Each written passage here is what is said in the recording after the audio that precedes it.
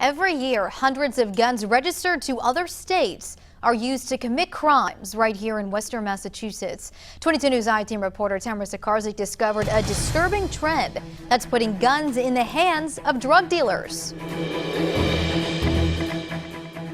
Gun laws and licensing requirements in Massachusetts are some of the strictest in the nation, but the laws are very different if you hop on the highway and drive north. New Hampshire and Maine have more lenient laws, where Vermont doesn't require a license at all. There's a lot of heroin in the Northeast, and it's easy for people to drive these routes, exchange guns for drugs, and then come back with them.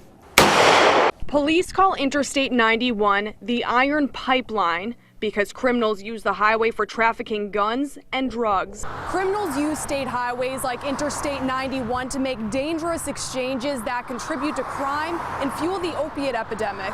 Chicopee police officer Mike Wilk told the I-Team cities like Chicopee, Springfield, and Holyoke are particularly vulnerable.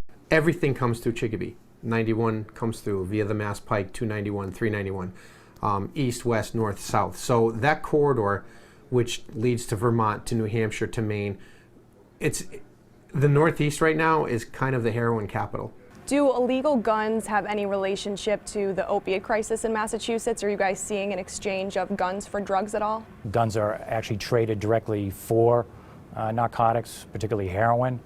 State Police Major Chris Mason is the director of the Commonwealth Fusion Center, which tracks gun trends in Massachusetts. The I-Team spoke to him at State Police headquarters in Framingham. We know there's an absolute nexus between crime guns and narcotics activity.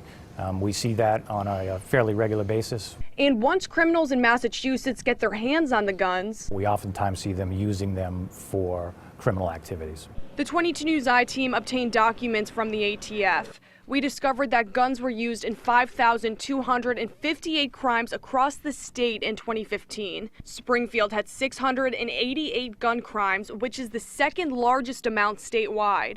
Holyoke had 123, and Chicopee had 61.